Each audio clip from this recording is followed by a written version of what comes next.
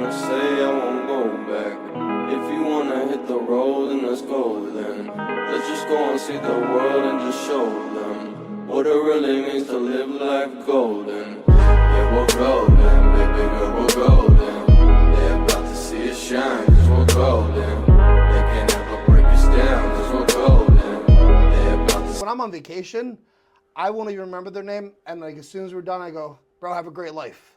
I'm never gonna see you again. Yeah. And they're just like, because like you don't hear that. Yeah. You know what I mean? You That's never a hear good that way one. to put it though. You But know it's what like, I mean? bro, Yeah. enjoy the rest of your life. I'm never gonna see you You're again. being real, yeah. And if I do see you again, obviously there's a reason why we're meeting again. Mm-hmm. You know what I mean? Hey, what's up, guys? Welcome back to the Rep and Repeat podcast. I'm Tom Mattice, your host, and with me is my boy Ryan Begnoche. Begnoche. We're just going through how bad we are with names. Yeah. I'm gonna ask your last name again. Ben. Yo. I'm horrible, bro. Welcome to the show. Yeah, I'm happy to be here, man. You know? It's been a while since I've been on a podcast. I was telling Tom before, I had my own podcast for a little bit, but kind of fell through. So it's good to be back, sitting down, and Absolutely. shooting the shit. So I love doing these podcasts because you can really dig into the person. exactly, yeah. You know, you can really just have that, like, you can just bro out with someone, and then it's like you guys enjoy the same things pretty much in the sense of lifting, fitness, and all that. I met Ryan because Ryan actually does a lot of our commercials for the shop, a Mile Factor. Great, dude. How did you get so good at speaking? I see. It's funny because I still think I have a lot to learn in terms of speaking. Obviously, like, I'm involved in bodybuilding. I have my own online presence. I post on YouTube, Instagram, all that stuff. So over the years, I started filming myself, started, doing daily vlogs, just recording what I do before and after the gym, how I cook my meals, stuff like that. So getting in front of the camera more has definitely helped. Yeah. When I first started doing it, I think it was the most awkward thing. Dude, you know what I mean? To this day, it's still awkward for me. That's what I'm saying. So, like, in my head, I feel like there's still more I could learn. Yep. But, yeah, doing the commercials at Mile Factor is really fun. The last time me and Tom were there together, we were doing some kind of skits, and it was a good time. You know what I mean? That was. So, That's actually what I asked him to come on the podcast because it was just, it flowed. yeah, because the way we were working together in those commercials, we're having a good time. It was flowing well. Like, our ideas were bouncing off each other. Yep. So, now we're here now, and it's coming into fruition. So. I love how fast it can kind of just like translate like that. When I met, like when we had those skits, I was like, you know what? Like, I like his vibe. Yeah. You know what I mean? And like, you're known in the industry, and like, your shit in the industry. Yeah. One thing I enjoy when I have my conversation with you is like, you don't have like any kind of bullshit in the sense of like answers. It's kind of like, nope, this is what I believe. Okay, yeah, that could also be true, but I stick to this one way right here because this has been working for me. Yeah. And it's not like you're a scatterbrain. Yeah. Especially when it comes to your training.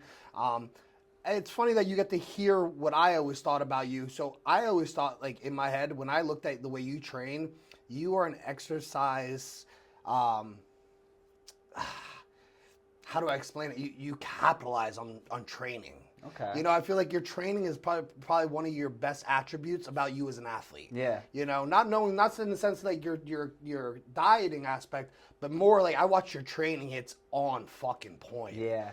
I think it's taken me a while to really get a good idea of like you said, I know exactly what I want to do. I feel like for the longest time I was so lost, especially with this new age of like the fitness industry blowing up. Yep. And you have everyone in your ear telling you to do this or do that, or this is the right way to do it, or this is the wrong way to do it. It's like, who the fuck do I listen to? You know what I mean? It's like, and I imagine how tough it is for the new kids coming into it. It's a blessing but a curse at the same time. We have access to all this information, all these different ideologies and opinions, but it can be very overwhelming. It's like, who do you listen to? So over time, throughout the years, once I figured out, all right, these are the people who I align with, these are the people who I agree with, and those tend to be the people who are straight to the point. They don't fucking sugarcoat anything. Yep. They get straight to the point, and they say this is how it's going to be. And at the end of the day, when it comes to training, like, I guess the approach I take is just train your fucking ass off, try to improve each session, stick with the movements that you like, that you benefit from the best, and just put your utmost highest effort into it. You know Absolutely. what I mean? Double Yeah. down on that. Exactly, you yeah. know? Now, did somebody teach you how to train the way you train? Because, again, you're very methodical in the way you train. Like, I still, in my head, when I think of you, it's like you're doing these fucking 100-pound RDLs with dumbbells, and I can see, like, every fiber just flickering, and I'm like, fucking get it. So one thing that really stuck out to me, like, for a while when I first started training, my whole idea was just go into the gym and do as much as I could.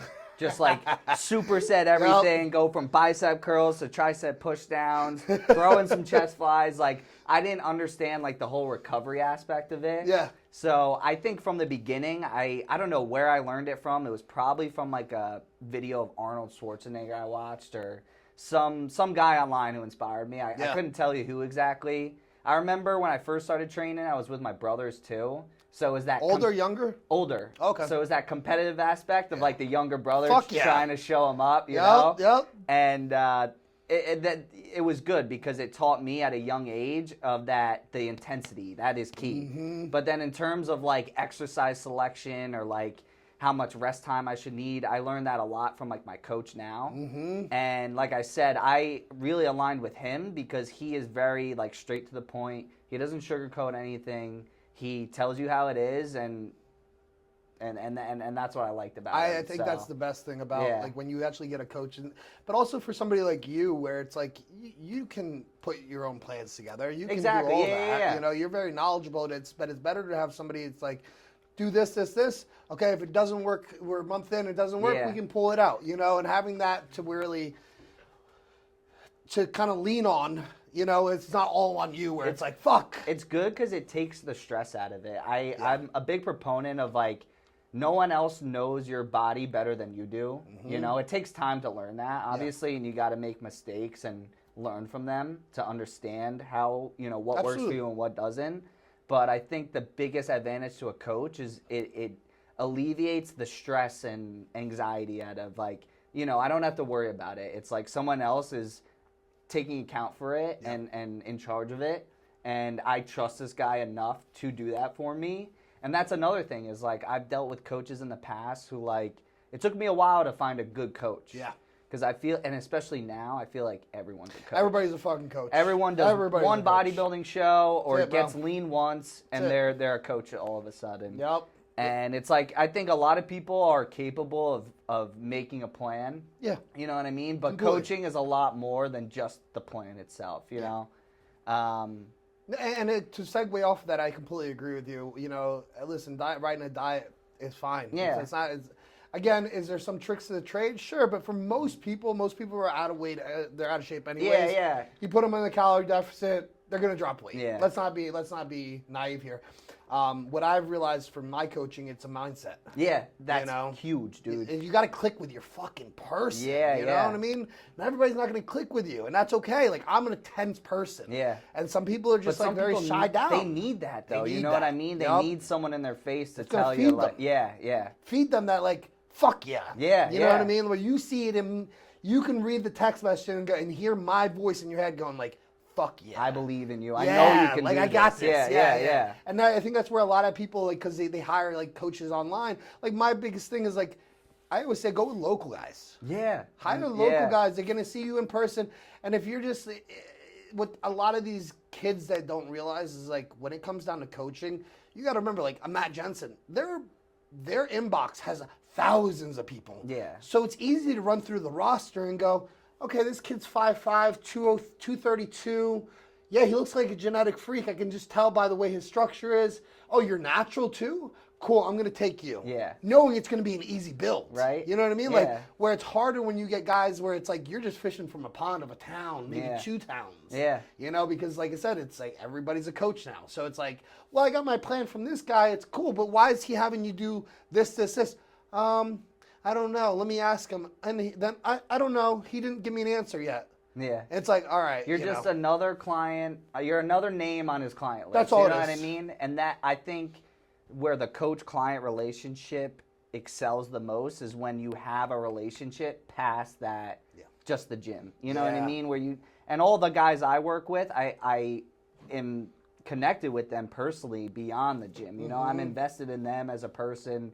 Because my whole philosophy with going to the gym and training is like, I was just thinking about this the other day. Like, my entire goal, and I've been telling myself this for years, is like, I'm trying to become the best version of myself inside and out of the gym. Yeah. Not only physically, but mentally as well. Yeah. You know? Absolutely. And that's where it kind of ties back into what we were saying at the beginning, is like the mental game, I feel like, is overlooked a lot. Yeah. And, you know, bodybuilding looks like such a physical sport. Yeah. But it really is. It's all mental. It's all up here. Yeah, man, that's you know a what I good mean? point. Good Yeah. point, bro. A lot of people don't realize They that. don't. They don't. This is a game. Yeah, for me, I almost had to learn, I guess, like the hard way. You know what I mean? Like going into it, I'm like, oh, this is easy. Like it's just picking up weights and eating food, and it's like shit. It's so true, though. I think we all do that. I think we all go, oh, this is how you get big. Yeah, All yeah. right, let me double down. Yeah, double yeah. down. You know, and it's like, yeah, bud, but you don't need to do 3 hours. And it's like, but nobody could have told you different back then. You know what I mean? Like you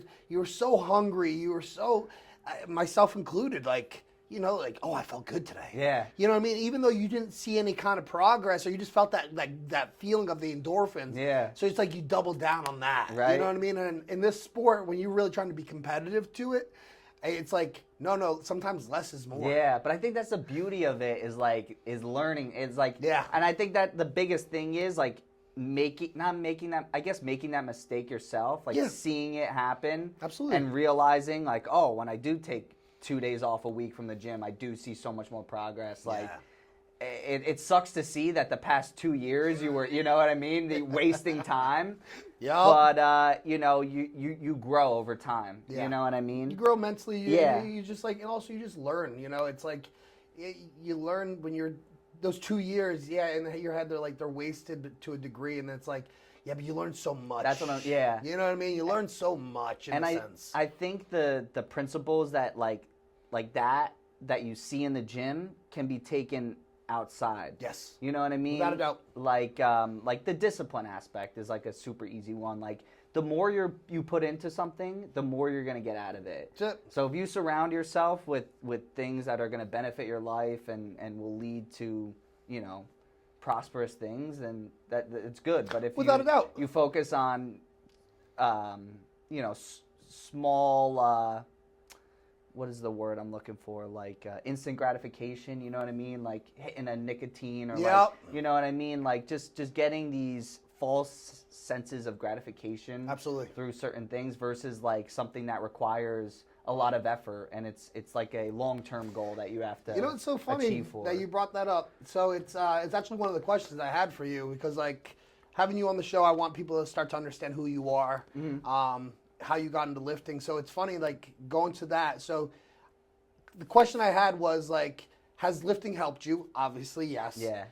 And then in what ways in life? Now you're saying it helps you, and it makes sense because like I'm a firm believer the gym is my house. I clean it just like I clean my house. And I've watched some people not clean it. Yeah. And it's like, you can only imagine what your house must look like. You know what I'm saying? Or just being on a schedule. Like, you know, a lot of things translate from the gym to real life in my head, because realistically, it's somebody that's willing to always better themselves. Going to the gym is, your body already has this kind of response where it's like, no, that's the place I get hurt.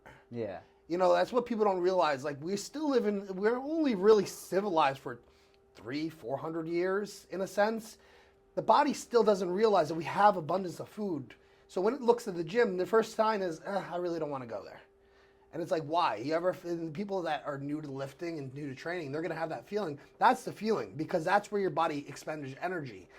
Doesn't realize it doesn't have to run away from the saber-toothed tiger anymore. Yeah. So going back to like what it's benefited in my life, realistically, I think it's gave me more of a schedule. Like you said, I'm not looking for those instant gratifications, because that's where if you want my honest opinion, that's where this generation's dead. Your generation. Yeah. I'm a lot older than you. Not a lot older, but I'm older than you. And I think that your generation is lost with the nicotine, with the weed being legal now, the fact that porn is pornography, just so bro, it's easily insane. And then the available. whole, to tie it all together, is the social media. TikTok is Done. just a dopamine button that every time you scroll, you're just hitting it, and it's like, you know, I catch it in myself. I hate it, but We all like, do. dude, I'll be brushing my teeth going to the bathroom, and I'm like, out of habit, just pulling it out of my pocket. Yep. And like I scroll 2 times, I'm just like, no, I'm putting it away. Yeah. But I notice the times where I'm not seeking those instant gratification is when I'm most invested in the gym. When I'm like on top of my meal prep,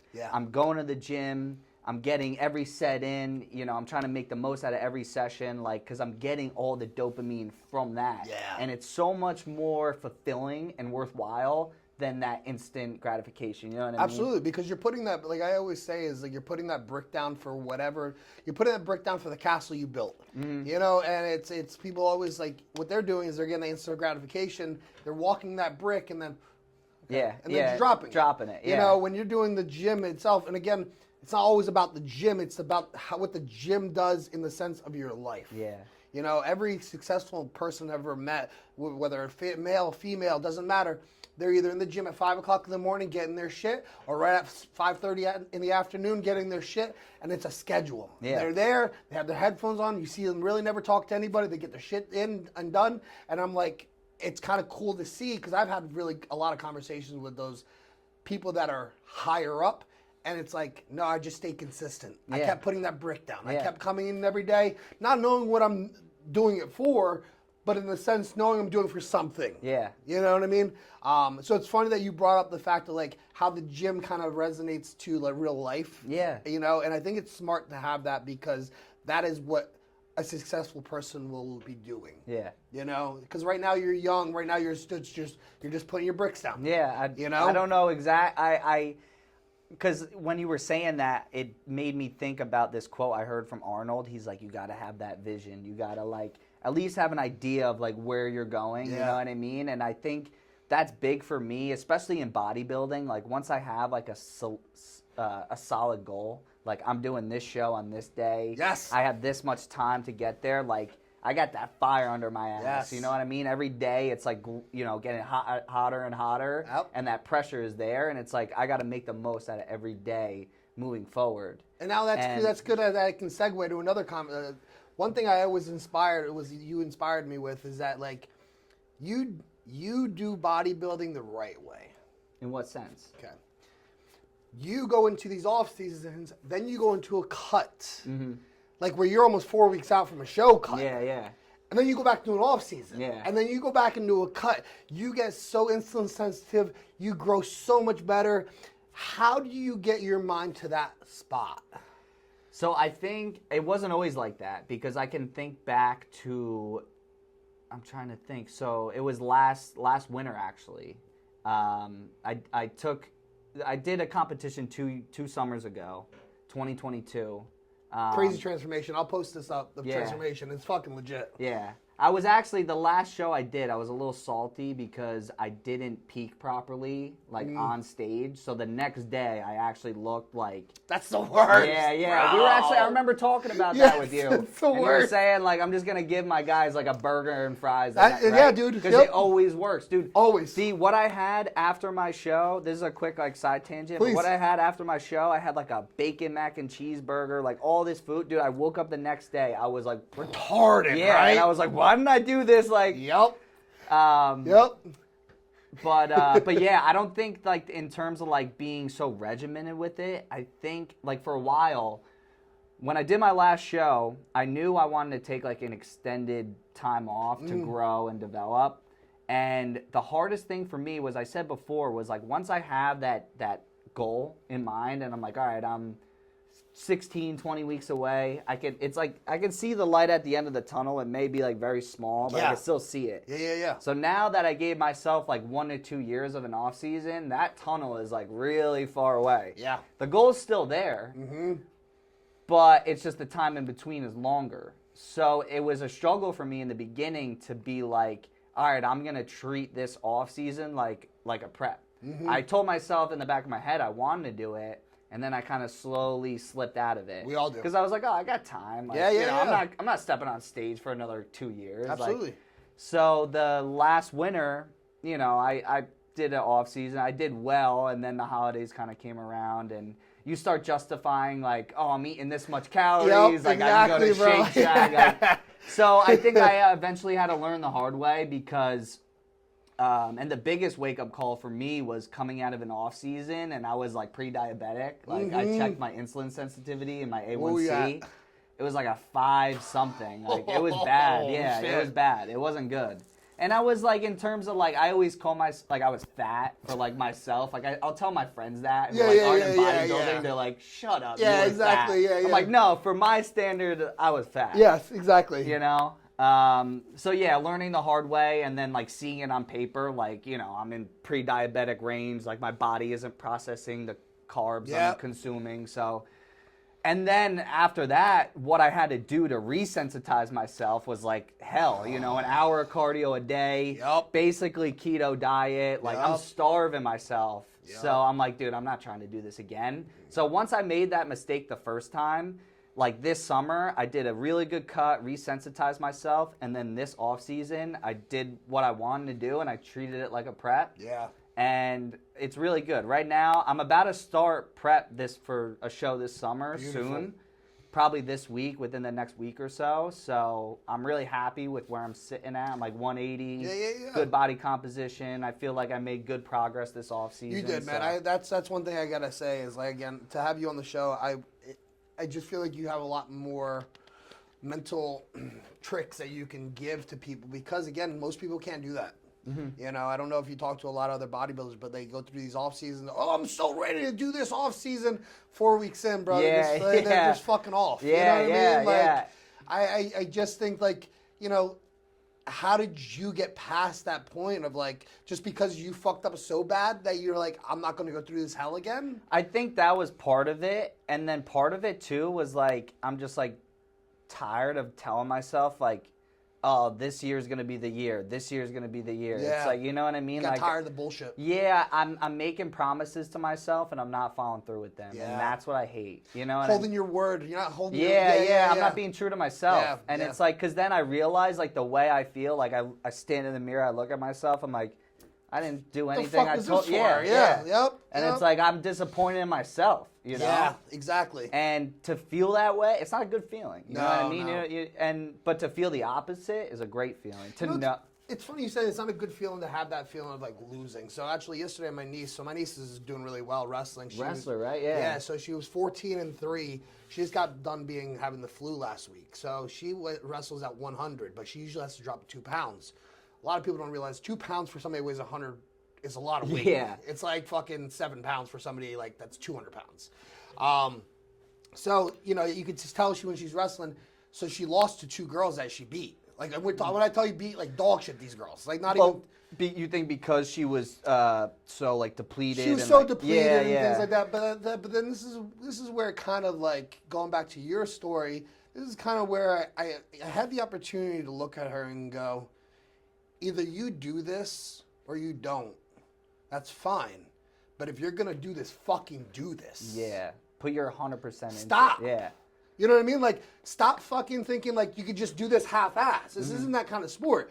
I don't care if you wrestle or not. I'm always going to love you regardless. And I said it to her, and I just looked her right in the face, and I go, if you're going to do this, you need to do this. Meaning the creatine I sent you, fucking take in the morning. 20 push-ups a day. I'm not asking you to do 100 push-ups a day. Do that. I send you a video. Listen to it. So this is a good segue because, again, even people that are listening to the show, if you're going to do something, fucking do it. Double down on doing it. Like, stop fucking pitter-patting your feet because guess what? COVID happened 5 years ago. Yeah, 5 years ago. It felt like last week, right? Weird how time flies. So if you're going to do something, fucking do it. Yeah. You know what I'm saying? So that's why it's kind of funny that you said it. Like, I just got tired of my own bullshit. Yeah. Get tired of your own bullshit. Telling yourself, like, oh, tomorrow I'll do it. Tomorrow I'll get on my shit. Like, it's there's always going to be a better day to do it. It's like, the time is fucking now. Now. Like, you know? Now. Yeah. You know, because, like, and I looked at her and I go, you know what I said, you know what I'd rather have you do? And I get real close because I get intense. And I go, I'd rather you fucking hate losing more than you love winning. Yeah. But that's good that you have that passion. Like, you know what I mean? Absolutely. I think that's how someone can really perceive and, like, get the idea of, like... Yes. Like, this is how strong this is. Yeah. You know what I mean? It's like me saying to her every time, you could have done better. Like, I don't act like that way. Yeah. I don't act that way. Because if you keep It's like anything else. You cry wolf a lot. If you keep being that person that's always doing that, getting aggressive especially with the person, they're just gonna be like, oh, it's another sentence. But when you stop and you look at them and dead in the face and you tell them what you want to say, and you can see that they're listening to you, I knew that got through her head. Yeah, but I think that's where you excel as a coach. You know what I mean? Because like that's your niece, or Yep. You believe in her. You know what I mean? You see the potential, Yep. and you're just trying to draw that out of her. Absolutely. You know what I mean? Yes. And you know what to say and how to deliver it to her for her to understand that and believe it in herself. That's the difference, and I appreciate you saying that, bro, because it's really that's the truth to it, and I think that's with everything. You know, if you're going to, I always say it's like if you're always going to red flag everything, red flag, like, then when you really do throw that big red flag up, nobody cares. Yeah. Yeah. Okay. It's just another. Oh, you're yelling. Oh, Dad's yelling again. Oh, okay. Oh, okay. You know, it's different when it's like Dad's so nice, and then you start. Why is Dad yelling? Yeah. It's a difference, so you hear it, you know. So when you said to yourself, like, no, I'm tired of this, because tomorrow never comes. You know, last April, actually, when I was dying of sepsis and E. coli, I had one decision: either I live or I die. And then when I got done with it, because I always said, oh, I'm going to open a Still Here podcast studio, I'm going to do this. I never did it. That was for 3 years. Yeah. And then I got out of that I reached out to my real estate guy, and I was like, find me a room. I had to get on my shit, because I'm like, wow, that was 3 years ago I was sick, and I did my first fucking design. You know what I mean? Like, you got to realize time will fly. Mm-hmm. And if you don't start doing shit today, your ship's gone already. Yeah, and no one's going to be there to, like, tell you, like, the time is, it's got to come from you. You know what I mean? Like, how funny is this one? Ready? No one's coming to save you. That's what I was trying to get at. You know what I mean? No one is there to save you. No one's going to tell you, like, it's Nobody that's cares. the perfect way to put it. Nobody cares. Yeah. You know, because again, remember this: you're just somebody that now I don't have to compete against in the job market, in the life market. You know what I mean? Like, that's what people have to realize is, like, you're the only person who's going to save yourself. Yeah. Don't get me wrong. You kind of put out like a helping hand. People will help you, but they'll only help you until the point that you stop helping yourself. Yeah. You know.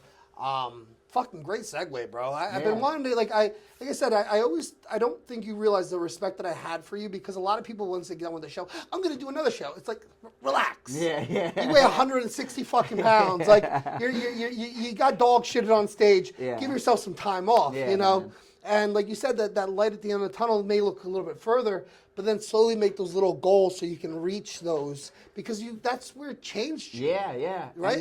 And I think moving forward, where I've learned from that is that's where I excel the most, and that's what I've been trying to implement in my own just everyday life, whether it's in the gym or out of the gym, is just have these mini goals that are obtainable and that are digestible, so that lead to bigger ones. Yes. You know what I mean? Yes. And it's been helping a lot. You know what I mean? You're doing a great, bro. You're doing a great job. And I appreciate that. I gotta tell you, it's good to be able to tell you how impressed I have been with your progression.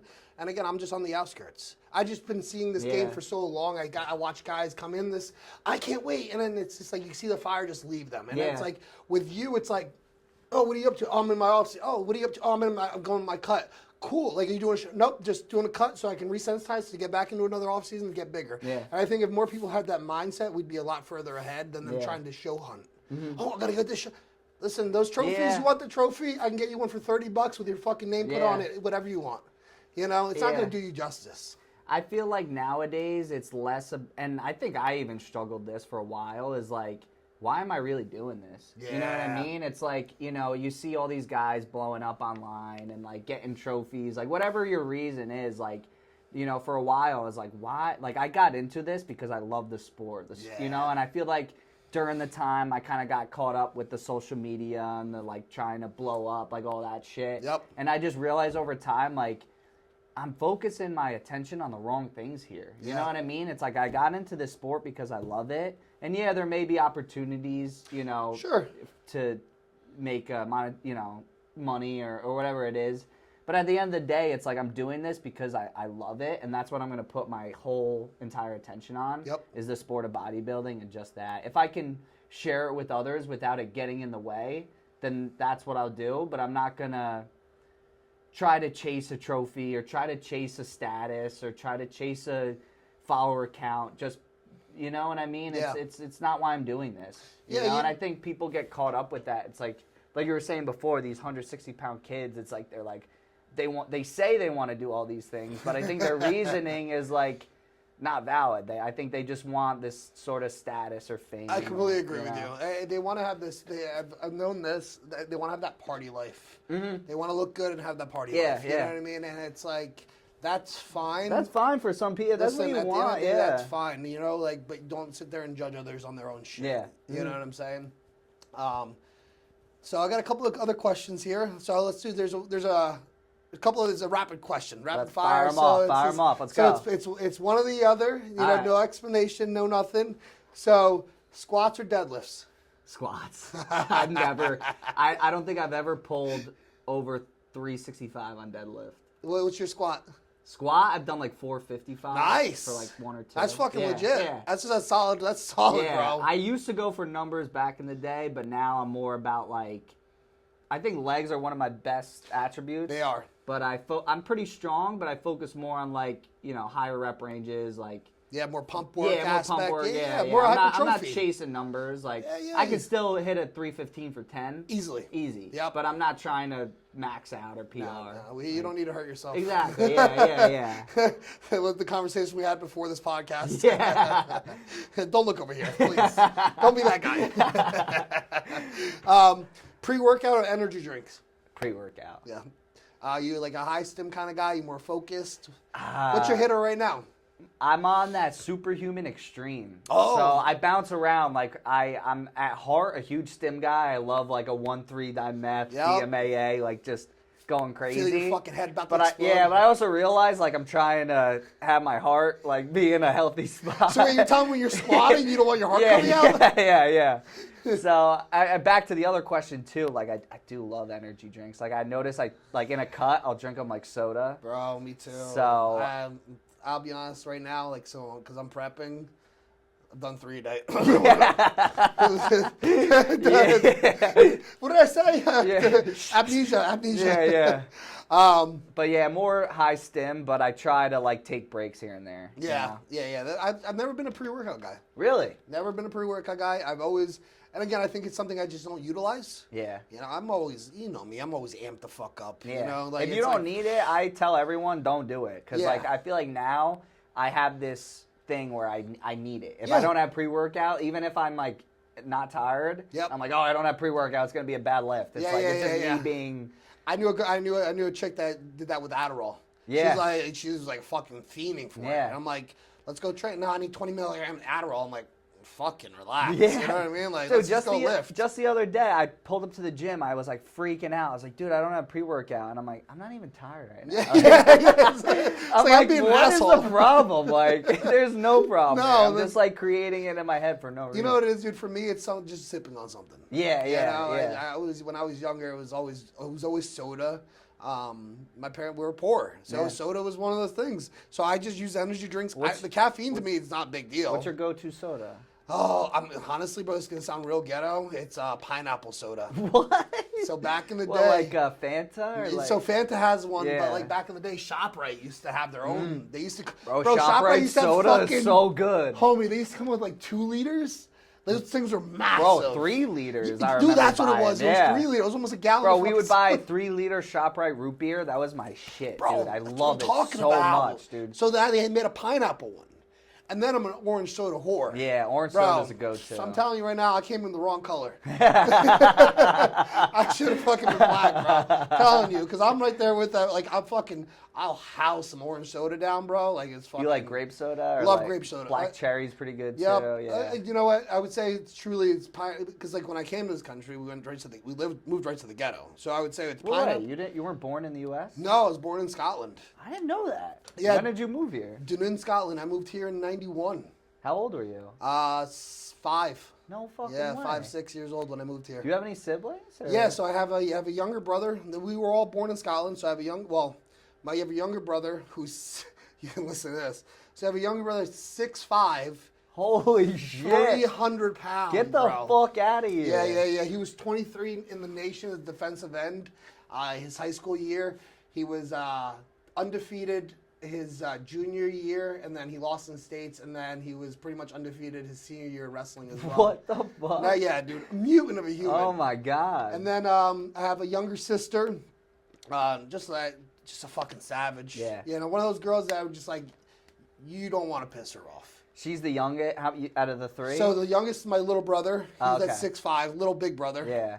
Then I have a younger sister. She's just pretty much like, she'll fight. Yeah. Oh, what'd you say? Bonk. Yeah. And then you're just like, and then she's just standing there like, oh, you want more? Yeah. You know what I mean?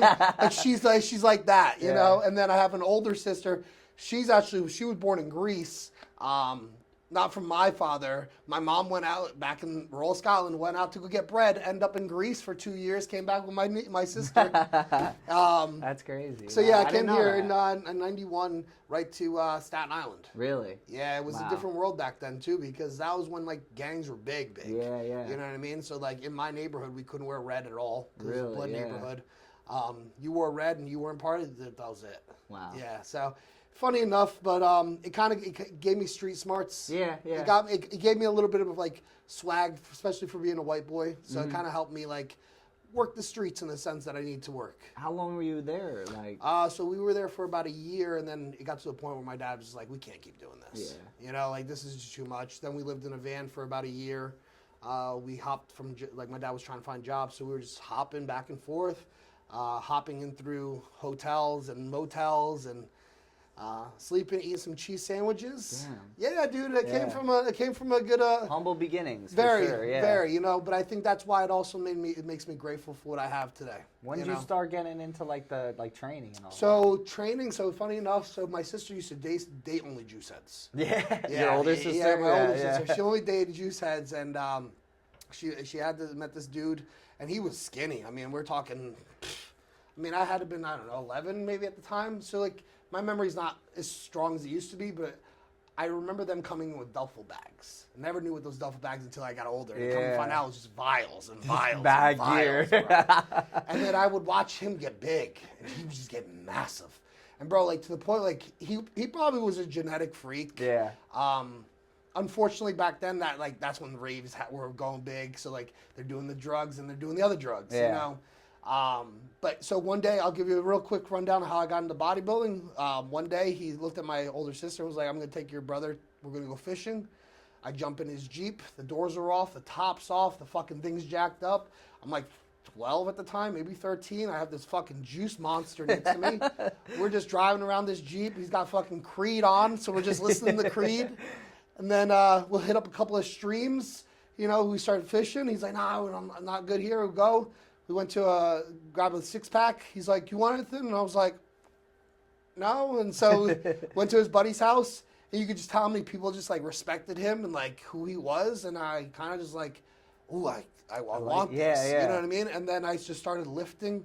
At that point, my older sister took me to a gym with her friends because she had like pretty much like all hot, like she was 18. Yeah. I'm 13. I'm like, they're all hot to me. So I'm like, all these hot chicks around these guys. I'm like, I gotta be big. Yeah. You know, and she took me to my first real gym. And then that was kind of the history from back then. So like 13, 14 was when you Yeah, got I would say I started, started lifting around that time, but then I got real serious into it when I started making money off of it. Yeah. You know, like I always guinea pig myself. Like I was an admin on forums for a while. Oh, yeah? Yeah, like steroid.com. I was on there for about 2 years. Never did a cycle, never nothing, but I just kept researching. Like my AAS studies and like knowledge base is pretty heavy because of that. So what I would do is like I would start just messaging people back and telling what cycles to run at the age of fucking 23, 24. Yeah. Like my age, pretty much. Pretty much, yeah, dude. And I was an admin, but not knowing that was how big that was. Like, you know, when you're that young.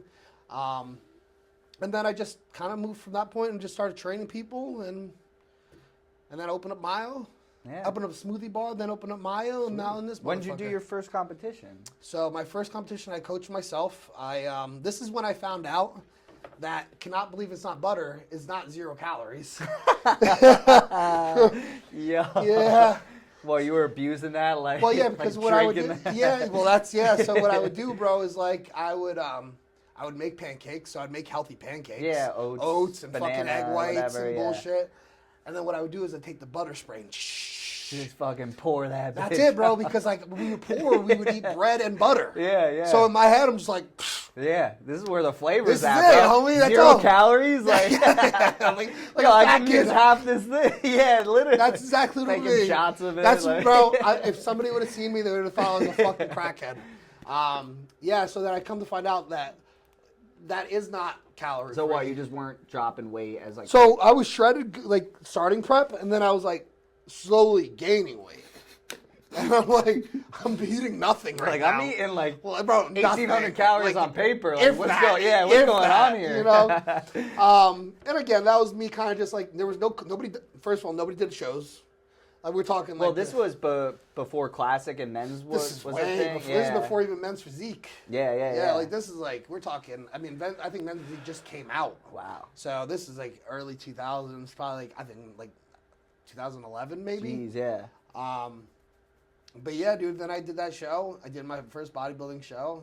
I coached myself. I didn't really know what was going on. So it ended up going good after the It went whole good. butter fiasco. Yeah, it went good. It was cool because I got to try out things that had never like for example, they always say is you can't out-train a diet, like a bad diet. Yeah, so what yeah, I would yeah. do is like everybody done their first show, they start binging. Yeah. So what I would do is I would counter that with stairs. So the most I ever But done. how, like, that's such a terrible feeling because, dude, you spend an hour on the stairs and you're like, I only burned how many fucking calories? I had a 25-pound weight vest too. When I tell you, like, people don't realize, like, if I didn't have the medical issues I have, I'd be so much further ahead. Yeah. You know what I mean? But it's kind of it is what it is. But what I would do is like I'll give you a perfect example. I used to work at this place called it was Crunch in Stanhope. Somebody had brought me in fried Oreos, and there was I think it was 8, and I did the calculation. It was like 300 per Oreo. You were on prep? No, it was after. It was right after prep. No. You should have punched. If I would have said on prep, you should have punched me. There should have been no standard. Bang! Well, dude, you were saying you were like tracking it. I figured you were like, wait, like I could sub this for this meal, like. Well, you know what it was? Is because like you know when you're in that tracking mode. Yeah. I'm like, oh, let me just see You how just many want to be calories aware it is. of it. Yeah. Yeah. I did a 90. So the Stairmaster shuts off at 70 minutes. I did 90 minutes on the stairs to burn those calories. Bro. Yeah. Oh my god. And then but. That's insane. Yeah, there would be points, bro, where no joke, like I'll post up a picture. I was walking around my town at probably 5 o'clock in the morning. Nobody's around with my 25-pound weight vest, so I can eat Chinese food that day. Yep, that's just where my mind was at. Yeah, you know? I've been there though. You know what I mean? Like I remember when I first was like getting into the gym and like bodybuilding. Like I would have those days where I was like, oh, I did like a little extra time on the stairs. I could justify eating this or. But then I slowly realized I was like, like I shouldn't be doing this. Yep. Like, you know what I mean? Like, Yep. But that's the biggest thing for me is like the over time is like, I guess looking at food as like fuel. You know what I mean? Like I feel like most people, like especially in America, they prioritize taste over Absolutely. function. Yes. You know what I mean? They want something that tastes good rather than something that's gonna benefit them or hit a certain macro goal or whatever it is. But I still even think if you do prioritize the macros or your nutrients, it doesn't have to sacrifice the flavor or taste. I agreed. So it's like been like a learning lesson. It takes a while from, you know. It does, but let me also say this too is like 10 years ago, the wheat bread now was cardboard. Like, this is the golden era. Yeah, You know what I mean? yeah. Like, if you want to say golden era in the sense of, like, things tasting good, are they filled with chemicals? Sure. But, like... What's your opinion on that? Like, I feel like a lot of people nowadays are, like... at least from what I see, is, like, all these, like, seed oils and, like, all this... They stay away from certain ingredients or, like, people, like...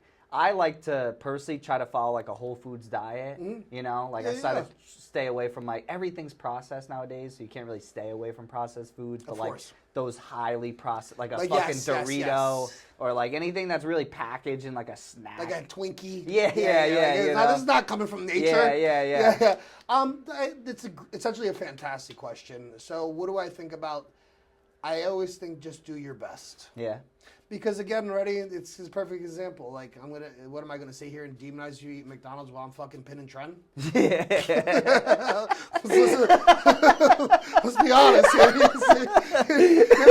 You know what I'm saying? Yeah. Like, I can't sit here and justify them. And also, like, I was talking to someone, like, literally just yesterday, and they were saying, like, they try to eat, they try to eat like that, but they follow like an 80-20 rule. You Fair. know what I mean? Yes, like, yes. they're like, I'm gonna go out, I'm gonna have a margarita and go out with my friends to a Mexican restaurant or whatever, you know, and have my fun. Absolutely. But then during the week, I'm gonna focus on, you know. I think that's truly the best balance, case to you it, know? especially even in off season. You know, as long as you're getting your macros in, as long as you're getting your protein in. Listen, you want to have a fucking Burger and here? fries, Go ahead, get your protein in. You know, the problem is when people they start to go overboard. Yeah. And it's just like they're not eating the protein, they're just eating fats and carbs. Yeah. And it's like, what the fuck? Yeah. And that's why I feel like they're prioritizing the taste over the, you know? Absolutely. So I think you can, like you said, you can have that balance. You can have some meals where the taste is the priority. But even with that, I still think it's important to choose something that's healthy. Yeah. Like a burger. You're going to get good protein. You're going to get some extra carbs and fats, but... When you start being an asshole, that's when it starts getting bad. You know, again, that's why it's hard for me. I don't ever judge anybody else. I do think that, like, if you're going to sit here and complain that there's too much processed foods, then I don't want to see you drinking. Yeah. I don't want to see you smoking a cigarette. I don't want yeah. to see you smoking weed. I don't want, like, you know what I mean? It's like, you're not going to be able to get perfect. Exactly, yeah. And just try to do that. Like, that 80-20 rule to me is truly the best for everybody in every situation. Unless you're in show prep, every situation, the 80-20 rule works well. You know, and in the holiday season, I even say a 70-30 is fine. Yeah. You know, like, because you can't be a fucking Nazi to this, you know? Yeah. But I think that was a good wrap up. I think that was a really good podcast. Yeah, dude, I had a ton of fun. Like, this was a good time. Like I said, it's been a while since I've done this, but, like, I like sitting down, shooting the shit, especially with, like, someone like you. We got, like-minded. Absolutely. You know, there's certain things, like the gym and other things that we agree on. So this was a really good conversation. Yeah, dude, we're going to have so much more. It was good.